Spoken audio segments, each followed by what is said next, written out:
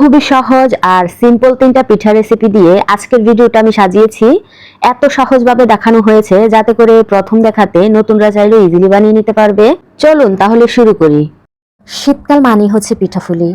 পিঠাফুলির আজকের এই আয়োজনে থাকছে পোয়া পিঠা বা তেলের পিঠা। পারফেক্টভাবে কিভাবে তেলের পিঠাটা আপনারা ইজিলি বানিয়ে নিতে পারবেন এই রেসিপিতে পুরো টিপস অ্যান্ড ট্রিক্সের সাথে আমি শেয়ার করেছি। আশা করি পুরো ভিডিও জুড়ে আমার সাথেই থাকবেন। যাদের তেলের পিঠা ফুলতে চায় না, গিডুলি বেঁধে যায় অথবা ভিতরে শক্ত থেকে যায়, আবার অনেকেই আছেন তেলের মধ্যে ছাড়তে ছাড়তেই কিন্তু এটা দলা পাকিয়ে যায়, সকল রকমের টিপস অ্যান্ড ট্রিক্সের সাথে সব ধরনের সমস্যার সমাধান নিয়ে আজকের ভিডিওটা আমি সাজিয়েছি। আশা করি আপনাদের ভালো লাগবে। রেসিপি ভালো লাগলে অবশ্যই চ্যানেলটা সাবস্ক্রাইব করে আমার পাশেই থাকবেন। প্রথমে একটা মিক্সিং বোল নিয়ে নিলাম। এই বাটি মেপে আমি 2 কাপ দিয়ে দিচ্ছি চালের গুঁড়া। আজকের মেজারমেন্টটা আমি এই বাটি দিয়ে করতেছি। ঠিক একই মাপের আমি 1 বাটি নিয়ে নিলাম ময়দা। আপনারা যাই দিয়ে মাপেন না কেন চালের গুঁড়া থেকে কিন্তু অর্ধেক দিতে হবে ময়দা। স্বাদ অনুযায়ী লবণ দিয়ে দিচ্ছি। পরবর্তীতে চেক করে কিন্তু আবারও অ্যাড করা যাবে। ভালো করে শুকনো উপকরণগুলো একসাথে মিশিয়ে নিচ্ছি। খুবই ভালো করে মিশিয়ে নিতে হবে। আচ্ছা, মেশানো হয়ে গেলে এটাকে একটা সাইডে আমি রেখে দিচ্ছি। এখন চলে যাব শিরা করতে। এখানে আমি একই বাটির মাপে দিয়ে দিচ্ছি 1 বাটি চিনি, 2 বাটি পানি। অবশ্যই কিন্তু চিনি থেকে পানিটা একটু বেশি দিবেন। এখন নেড়ে চেড়ে আমরা এটাকে ফুটাবো না, শুধুমাত্র চিনিটা গলে যাওয়া পর্যন্ত অপেক্ষা করব।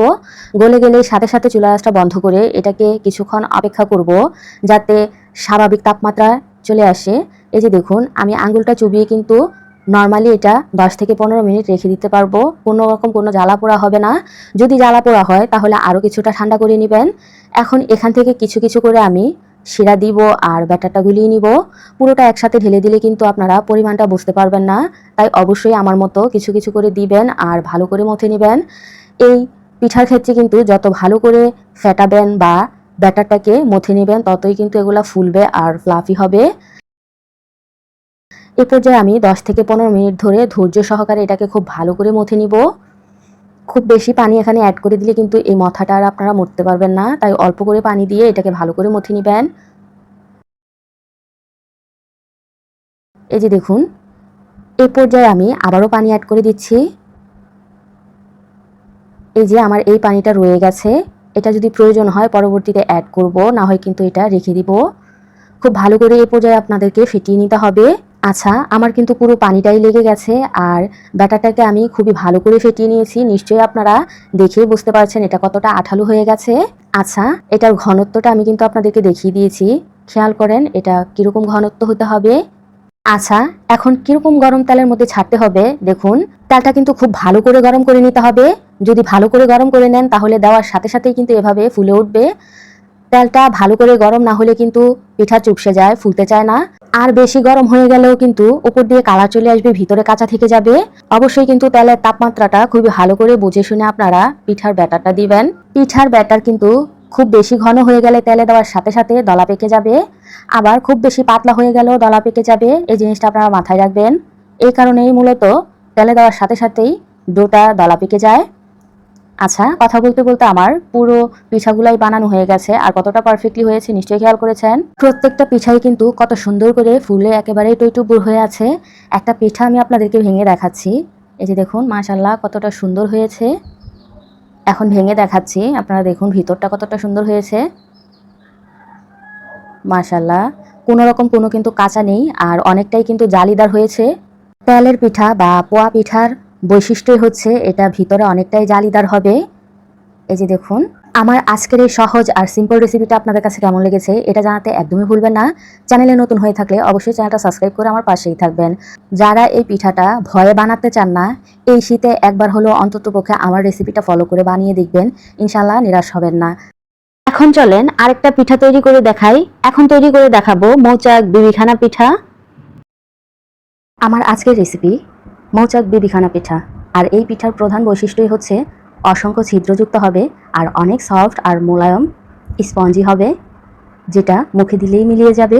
এত নরম তুলতুলে বিবিখানা পিঠা যেটা একবার খেলে বারবার খেতে মন চাইবে। পারফেক্ট পিঠাটা কিভাবে আপনারা ঘরে খুব সহজেই বানাতে পারবেন সেটাই আজকে আপনাদের সাথে শেয়ার করব। হ্যালো, আসসালামু আলাইকুম এভরিওয়ান। সবাই কেমন আছেন? আশা করি ভালো আছেন।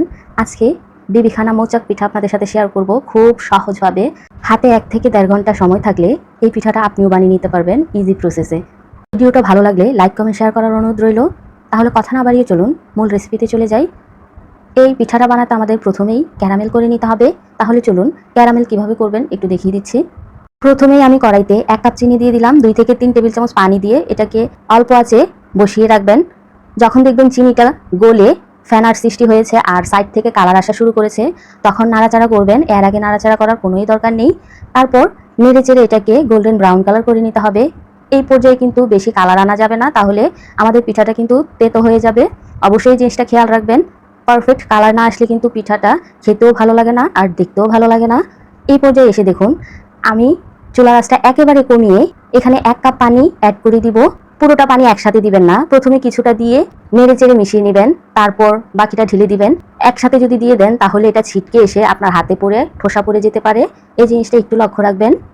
এই পর্যায়ে এসে শিরাটাকে আমরা অনেকক্ষণ যাবত ফুটিয়ে ঘন করব না, শুধুমাত্র 1 থেকে 2 মিনিট একটু কুক করে চুলা আঁচটা বন্ধ করে একটা সাইডে রেখে দিবেন। এদিকে দেখুন একটা মিক্সিং বলে আমি 2টা রুমের স্বাভাবিক তাপমাত্রায় থাকা ডিম দিয়ে দিলাম। অবশ্যই ডিমগুলো যদি ফ্রিজে থাকে তাহলে 15 মিনিট আগে নামিয়ে রাখবেন, তারপর ইউজ করবেন। এখানে আমি লবণ ইউজ করলাম 1/4 চা চামচ, অথবা আপনার স্বাদ অনুযায়ী অ্যাড করে দিবেন। এখানে আমি ফ্লেভার দিয়ে দিলাম, আপনারা ভ্যানিলা ফ্লেভার দিয়ে দিবেন 1 চা চামচ। এখন ভালো করে এটাকে ফেটিয়ে নিতে হবে যেন কোনো লাম্পস বা দলা না থাকে। এখন দেখুন তেল ইউজ করব আমি 1/4 কাপের থেকে কিছুটা কম। এখন এগুলাকেও ভালো করে মিশিয়ে নিব যেন উপরে ভাসমান অবস্থা না থাকে। মিশানো হয়ে গেলে এখানে আমি শুকনো উপকরণ একটা চালনির মধ্যে দিয়ে চেলে নিব। অবশ্যই চালনির মধ্যে দিয়ে চেলে দেওয়ার চেষ্টা করবেন, এতে করে কিন্তু কোনো লাম্পস বা দলা থাকবে না, খুব সহজেই আপনারা মিশিয়ে নিতে পারবেন। প্রথমে এখানে আমি আধা কাপ দিয়ে দিলাম ময়দা, আর যেই কাপ দিয়ে মেপে আমি ময়দা দিয়েছি ঠিক একই কাপ দিয়ে মেপে আমি এর অর্ধেক দিয়ে দিলাম কর্নফ্লাওয়ার, 1 চা চামচ দিয়ে দিলাম বেকিং পাউডার, আর আধা চা চামচ দিয়ে দিলাম বেকিং সোডা। অবশ্যই মাপটা ঠিক রাখবেন। আর 10 টাকা দামের গুঁড়া দুধের প্যাকেট আমি এখানে 2টা ইউজ করেছি। আপনারা যদি প্যাকেট ইউজ করতে না চান তাহলে এখানে 2 টেবিল চামচ দিয়ে দিবেন। এখন চেলে দিতে হবে, অবশ্যই সবগুলো একসাথে দেওয়া যাবে না, 2 থেকে 3 বারে দিতে হবে। আমি প্রথমে অর্ধেকগুলা চেলে দিয়ে দিলাম। এখন এগুলো ভালো করে মিশিয়ে নিব।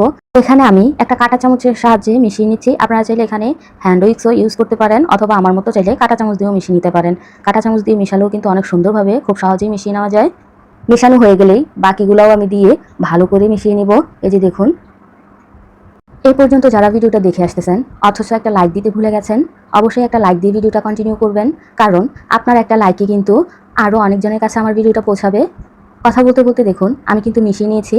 আর ব্যাটারটা এই পর্যায়ে ঠিক এইরকম হতে হবে, অবশ্যই একটু খেয়াল করেন, এরকম একটা রানি ব্যাটার হতে হবে। এখন আমরা আগে থেকে তৈরি করে রাখা ক্যারামেলের মিশ্রণটা এখানে ঢেলে দিব। অবশ্যই এই পর্যায়ে যেন ক্যারামেলের মিশ্রণটা কুসুম গরম থাকে, যদি ঠান্ডা হয়ে যায় তাহলে একটু গরম করে নেওয়ার চেষ্টা করবেন। এই জিনিসটা আপনি খেয়াল করে ব্যাটারটা গুলবেন, তাহলে কিন্তু পারফেক্ট ব্যাটার আপনিও তৈরি করে নিতে পারবেন ইনশাল্লাহ। প্রথমে আমি কাঁটা চামচ দিয়ে মিশিয়ে নিলাম। এখন কাঁটা চামচটা রেখে আমি একটা হ্যান্ড উইক্স দিয়ে ভালো করে মিশিয়ে নিচ্ছি, কারণ হ্যান্ড উইক্স দিয়ে কিন্তু মিক্স করলে কোনো লাম্পস বা দলা থাকার চান্স থাকে না। এই যে দেখুন আমি স্প্যাচুলার দিয়ে আপনাদেরকে একটু কাছ থেকে ব্যাটারটা দেখানোর চেষ্টা করতেছি ঠিক কীরকম হতে হবে। ঠিক এ পর্যায়ে হলেই কিন্তু আমরা একটা মোল্ডের মধ্যে ঢেলে নিব। আর মোল্ডটাকে কিন্তু আমি আগে থেকেই একটা পেপার বিছিয়ে তেল ব্রাশ করে নিয়েছি, আর তার উপরে কিন্তু ময়দা দিয়ে কোটিং করে নিয়েছি। এতে করে কিন্তু পরবর্তীতে পিঠাটা বাইর করতে সুবিধা হবে, ইজিলি বের হয়ে আসবে, কোনো সমস্যাই হবে না।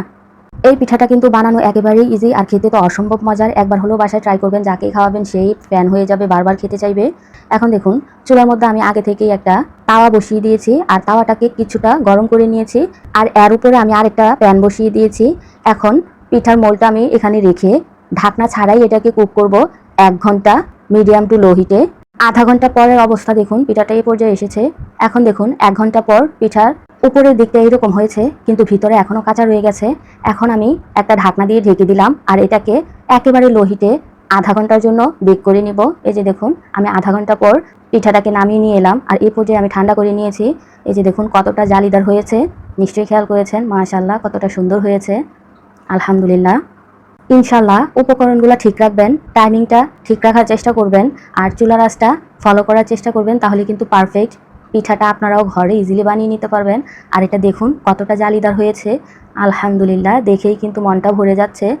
একবার হলেও বাসায় ট্রাই করবেন, বিশ্বাস করেন কোনো একটা জিনিস বানাতে পারলে কিন্তু নিজের কাছেও অনেক ভালো লাগে, আর সেটা যদি হয় এতটা পারফেক্ট তাহলে তো কথাই নেই। আর এটা খেতে যে কতটা মজার আমি কিভাবে আপনাদেরকে বোঝাবো জানি না। অবশ্যই বাসায় একবার ট্রাই করতে হবে বুঝতে হলে।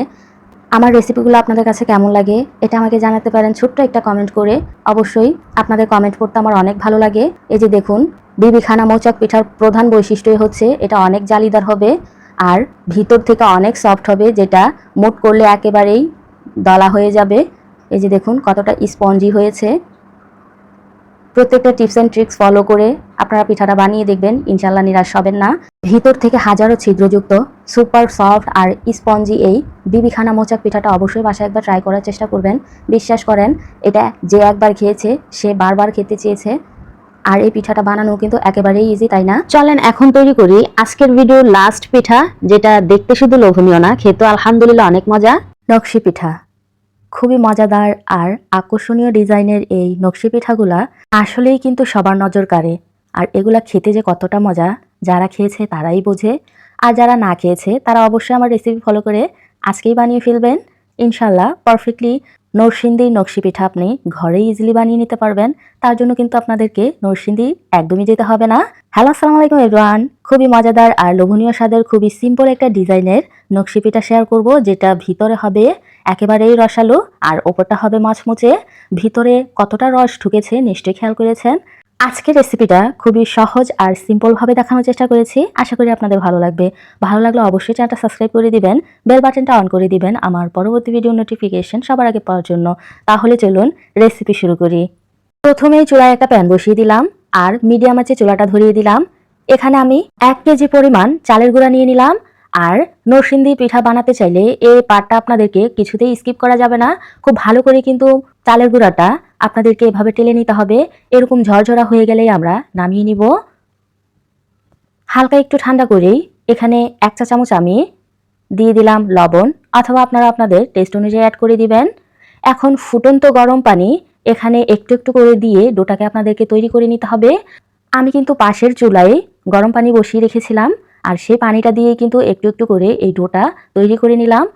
আস্তে আস্তে পানি দিয়ে কিন্তু এই ডোটাকে তৈরি করে নিতে হবে। একসাথে অনেকগুলো পানি ঢেলে দিলে পারফেক্টলি ডোয়ের ঘনত্বটা আপনারা বুঝতে পারবেন না। এই যে দেখুন, কথা বলতে বলতে কত সুন্দর আর পারফেক্টলি একটা ডো আমি তৈরি করে নিলাম। এখন ঢাকনা দিয়ে ঢেকে এই ডোটাকে 5 মিনিটের জন্য রেস্টে রেখে দিব। এতে করে কিন্তু অনেক সুন্দর করে এটা অ্যাক্টিভ হয়ে যাবে। নরম তুলতুলে আর মোলায়েম একটা ডো আমরা পেয়ে যাব। 5 মিনিট পর ফিরে এলাম। এখন গরম থাকা অবস্থায় এটাকে মথে নিতে হবে। এ পর্যায়ে কিন্তু ঠান্ডা করে ফেললে হবে না। আমরা সবাই জানি চালের গুঁড়া গরম থাকা অবস্থায় মথে নিলে খুবই স্মুথভাবে মেখে নেওয়া যায়। আপনাদের হাতে যদি ছ্যাঁকা লাগে তাহলে অবশ্যই হাতটাকে ঠান্ডা পানির মধ্যে ভিজিয়ে আবারও এটাকে মেখে নেবেন। তাহলে দেখবেন খুবই সুন্দরভাবে পারফেক্টলি মেখে নেওয়া যাবে। এখন এই ডোটাকে একটা সাইডে রেখে দিচ্ছি। অবশ্যই কিছু দিয়ে এটাকে ঢেকে রেখে দিবেন, না হয় কিন্তু ড্রাই হয়ে যাবে। এখন যেই সারফেসের মধ্যে আমি পিঠাগুলা কাটিং করব সেখানে আমি একটা পলি ব্যাগ লাগিয়ে নিচ্ছি, যাতে করে খুব সুন্দর করে পিঠাগুলা ডিজাইন করা যায়। আজকের এই পিঠাগুলা ডিজাইন করতে আমি কোনো খেজুর কাটা ইউজ করব না, এরকম সাসলিকের কাঠি আর টিন ব্যবহার করব। আর এই টিনটা আপনারা কিভাবে কেটে নেবেন এটার পারফেক্টলি একটা ভিডিও কিন্তু আমার চ্যানেলে শর্ট ভিডিও আকারে দেওয়া আছে। আপনারা চাইলে আমি ডিসক্রিপশন বক্সে লিঙ্কটা দিয়ে দিব, আপনারা দেখে নিতে পারেন। এই কাঠিটাকে এখন মাঝ বরাবর আমি একটু ভেঙে নিব। এত বড় কাঠি দিয়ে কিন্তু ডিজাইন করা কখনোই পসিবল না, তাই ছোট করে নিলাম। এগুলো একটা সাইডে রেখে দিচ্ছি। এখন একটা ছোট্ট করে ডো নিয়ে নিলাম আর এই ডোটাকে কিন্তু আমি খুব স্মুথলি করে নিয়েছি। উপর দিয়ে কিছুটা তেল লাগিয়ে দিচ্ছি। এখন একটা কাকের সাহায্যে মাঝ বরাবর গোল একটা দাগ টেনে নিচ্ছি আর সাসলিকের কাঠি দিয়ে মাঝ বরাবর একটা ছিদ্র করে দিচ্ছি। আর এই ছিদ্রটাকে কেন্দ্র করে আমরা সাইড থেকে এই ডিজাইনটা করে নিব। আসলে এই ডিজাইনটা বলে বোঝানোর মতো কিছুই নেই, আপনারা একটু খেয়াল করলেই বুঝতে পারবেন। কাঠিটা ঢুকিয়ে একটু উপরের দিকে টানলেই কিন্তু এই ডিজাইনটা হয়ে যায়। এই ভিডিওটা কিন্তু আমি খুব বেশি কেটে শর্ট করিনি, কারণ যারা নতুন আছেন একেবারেই পিঠার ডিজাইন করতে পারে না, তাদের জন্য যাতে ভিডিওটা হেল্পফুল হয় তার জন্যই কিন্তু আমি ভিডিওটা সম্পূর্ণই রেখেছি। আশা করি আপনাদের ভালো লাগবে। যারা জানেন তারা তো জানেনই, আর যারা না জানেন একটু ভালো করে দেখলেই কিন্তু ইজিলি পেরে যাবেন। আচ্ছা, এখন এই টিন দিয়ে সাইড থেকে কিভাবে ডিজাইনটা করে নিচ্ছি নিশ্চয়ই খেয়াল করেছেন। এভাবেই আমি কিন্তু পুরোটা সাইড জুড়েই ডিজাইনটা করে নিব। খুবই সহজ আর সিম্পল একটা ডিজাইন দেখিয়েছি, যাতে করে নতুনরাও চাইলে খুব ইজিলি এই ডিজাইনটা করে নিতে পারেন। আমি আজকে আর খুব বেশি ডিজাইন করব না, এই একটা ডিজাইনেই সবগুলা পিঠাই তৈরি করে নিব। আর এই ডিজাইনটা কতটা সুন্দর আর আকর্ষণীয় নিশ্চয়ই খেয়াল করেছেন। আজকে পিঠার সাইজগুলো কিন্তু আমি খুবই ছোট ছোট করে নিচ্ছি। আপনারা চাইলে একইভাবে বড় বড় করে এই পিঠাগুলো তৈরি করে নিতে পারবেন, কোনোই সমস্যা হবে না। এই যে দেখুন, মাশাআল্লাহ, প্রত্যেকটা পিঠাই কিন্তু এরকম কিউট আর ছোট্ট ছোট্ট করে নিব। আমি আরও একটা পিঠা আপনাদের বোঝার সুবিধার্থে দেখিয়ে দিচ্ছি। মাঝ বরাবর আবারও ছিদ্র করে দিলাম, একটা কাকের সাহায্যে গোল দাগ টেনে নিচ্ছি। এখন কাঠিটা ঢুকিয়ে উপরের দিকে শুধু টানবো আর পিঠার ব্যাটারটাকে ঘুরাবো, তাহলেই কিন্তু এই সুন্দর পারফেক্টলি ডিজাইনটা আপনিও করে নিতে পারবেন। দেখলেন তো কত ইজি ছিল, কত সহজেই এই ডিজাইনটা করে নেওয়া যায়। যারা খুব মনোযোগ সহকারে দেখবেন তারাই বুঝতে পারবেন। এখন আবারও সাইড থেকে আমি টেন দিয়ে ডিজাইনটা করে নিচ্ছি। কিভাবে করে নিচ্ছি একটু খেয়াল করেন। আমার আজকের এই সহজ আর সিম্পল রেসিপিটা যদি আপনাদের কাছে ভালো লেগে থাকে, অবশ্যই একটা লাইক দিয়ে ভিডিওটা কন্টিনিউ করবেন। চ্যানেলে নতুন হয়ে থাকলে অবশ্যই চ্যানেলটা ভিজিট করতে পারেন। এরকম নিত্য নতুন ভিডিও কিন্তু আমি প্রতিনিয়তই আপলোড করে থাকি, আশা করি আপনাদের ভালো লাগবে। এই যে দেখুন, কথা বলতে বলতে কিন্তু আমার পিঠার ডিজাইনটা একদমই কমপ্লিট হয়ে গেছে, আর কতটা সুন্দর আর আকর্ষণীয় হয়েছে নিশ্চয়ই খেয়াল করেছেন। এভাবে একইভাবেই কিন্তু আমি সবগুলা পিঠাই তৈরি করে নিব। এখন চুলায় কিন্তু আমি পর্যাপ্ত পরিমাণে তেল দিয়ে দিয়েছি, আর এই পিঠাটা কিন্তু ডুবো তেলে ভাজতে হয়। তেলটা কীরকম গরম থাকা অবস্থায় আমি পিঠাগুলো ছাড়তেছি নিশ্চয়ই খেয়াল করেছেন। খুব বেশি গরম তেলের মধ্যে পিঠাগুলো ছাড়লে উপর দিয়ে কালার চলে আসবে, ভিতরে কাঁচা থেকে যাবে। আর এই পিঠাটা কোনোভাবেই কিন্তু কাঁচা রাখা যাবে না, তাহলে মুচমুচে তো কখনোই হবে না। আচ্ছা, কিছুক্ষণ অপেক্ষা করার পর আমি এগুলাকে উল্টে দিচ্ছি, কারণ নিচের দিক থেকে এগুলা কুক হয়ে গেছে। এখন উল্টে পাল্টে দিচ্ছি যাতে করে উপর সাইডটাও খুব ভালো করে কুক হতে পারে। এরকম করে ২-৩ বার আমি উল্টে পাল্টে খুব সুন্দর করে কিন্তু গোল্ডেন ব্রাউন কালার করে নিয়েছি।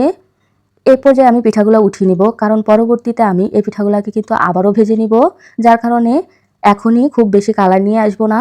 আমার পিঠাগুলো কিন্তু ভাজা হয়ে গেছে। এই পর্যায়ে আমি পিঠাগুলো উঠিয়ে নিচ্ছি, আর বাকি পিঠাগুলো কিন্তু একইভাবেই আমি ভেজে নিব। কথা বলতে বলতে দেখুন আমার সবগুলা পিঠাই ভাজা হয়ে গেছে, আর এগুলো কতটা সুন্দর লাগছে নিশ্চয়ই খেয়াল করেছেন। আচ্ছা, যাই হোক, আমি কিন্তু এখানে 1 কেজি পরিমাণ গুড় নিয়ে নিলাম, আর এখানে 1 কাপ পরিমাণ পানি দিয়ে দিলাম। এখন খুব ভালো করে ফুটিয়ে নিব।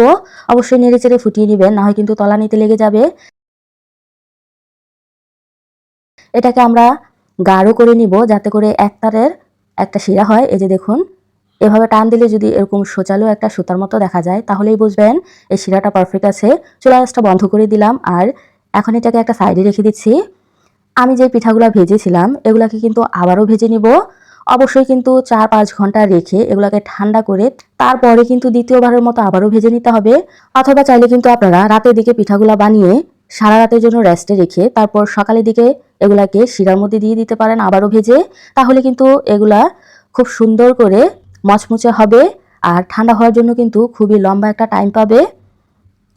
আচ্ছা, এ পর্যায়ে কিন্তু আমার কারেন্ট চলে গিয়েছিল, যার কারণে আমি আপনাদেরকে ভেজে দেখাতে পারিনি। লাস্ট পর্যায়ে কারেন্ট আসার পর আমি কিছুটা আপনাদেরকে দেখিয়ে দিলাম। আমি কিন্তু গরম গরম ভাজার সাথে সাথেই উঠিয়ে উঠিয়ে শিরার মধ্যে দিয়ে দিয়েছি, আর উল্টে পাল্টে 2 মিনিটের মতো রেখে তারপর উঠিয়ে নিয়েছি। এভাবেই সবগুলাই কিন্তু আমি তৈরি করে নিলাম। আচ্ছা, এখন একটু বলি এই পিঠাটা আপনারা অনেক দিন যাবত কিভাবে সংরক্ষণ করে খেতে পারবেন। যদি এভাবে শিরার মধ্যে দিয়ে তারপর রেখে খেতে চান, তাহলে এভাবেই নরমালি কোনো একটা বয়মের মধ্যে রেখে দিলে 15 থেকে 1 মাসের মতো ভালো থাকবে। কিন্তু আমার সাজেশন থাকবে 15 দিনের পর নর্মাল ফ্রিজে রেখে খেলেই ভালো হবে। আর যদি আপনারা বছর জুড়ে সংরক্ষণ করতে চান, তাহলে কিন্তু একবার ভাজার পর আপনারা এটা নর্মাল ফ্রিজে রেখে দিবেন। যখনই খেতে মন চাইবে নামিয়ে শুধু ভেজে শিরার মধ্যে দিয়ে দিলেই হয়ে যাবে। এই যে দেখুন ভিতর পর্যন্ত কত সুন্দরভাবে শিরাটা প্রবেশ করেছে। আজকে আমার রেসিপিগুলো আপনাদের কেমন লেগেছে এটা জানাতে একদমই ভুলবেন না।